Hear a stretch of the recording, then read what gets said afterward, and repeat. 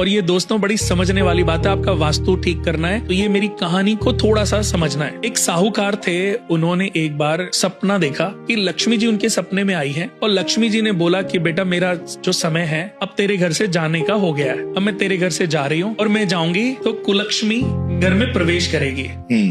अब वो सुबह सपना टूटा, लेकिन उसको वो सपना याद था। उसने कहा ऐसा हो तो नहीं सकता, मैं कभी कुछ गलत तो करता नहीं हूँ। उसके 2 बेटे थे, 2 बहुएं और पत्नी थी। तो जब रात को वापस आया, खाना खाने बैठा, उसकी जो पत्नी खाना बना रही थी, दाल बना रही थी या सब्जी बना रही थी, उसने अपनी बहू को बोला कि बेटा इसमें नमक डाल देना चेक करके। ने आवाज पूरी तरीके से सुना नहीं। उसने कहा चलो मैं ही नमक डाल के चली जाती हूँ। वो नहाने चली गई। फिर बड़ी बहू, उसने कहा यार वो मम्मी नमक के लिए बोल रही थी, उसने भी वो नमक डाल दिया। छोटी बहू को बोला जरा दाल देख लेना, तो उसने वो मम्मी की बात उसने भी सुनी थी, तो उसने कहा वो नमक शायद दीदी वही बोल रही होंगी, उसने भी नमक डाल दिया। 3 बार नमक डल गया। अब खाना बन के तैयार। साहूकार शाम को जब आया तो उसने खाना खाया। जैसे पहला निवाला मुंह में डाला तो उसने बोला वो सपना सच था, कुलक्ष्मी घर में प्रवेश कर गई है, यानी कि वो कलेश कराने के लिए षड्यंत्र रच रही है। लेकिन समझदार था साहूकार, उसने कुछ नहीं बोला, चुपचाप खाना खाया और चला गया। उसके बाद बड़ा बेटा आया।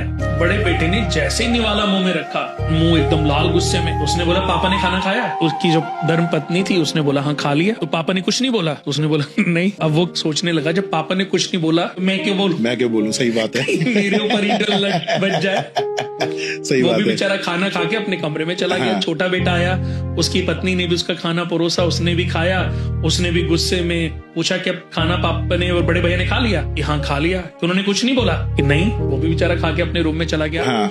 फिर सास ने खाया।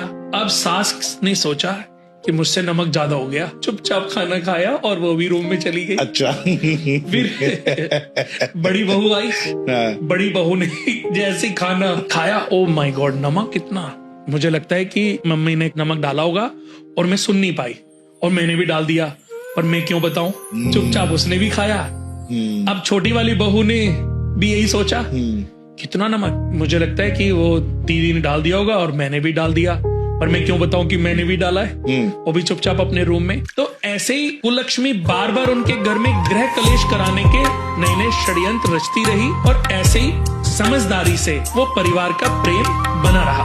1 महीना बीत गया, 2 महीने बीत गए। फिर साहूकार के सपने में कुलक्ष्मी आई। उसने बोला बेटा मैं तेरे घर आई थी तेरे घर को तबाह कराने, पर तुम्हारे प्रेम के आगे तो मेरा षड्यंत्र फेल होता जा रहा है, तो बेटा मैं तेरे घर से जा रही हूँ और वापस से लक्ष्मी ही तेरे घर में आएगी।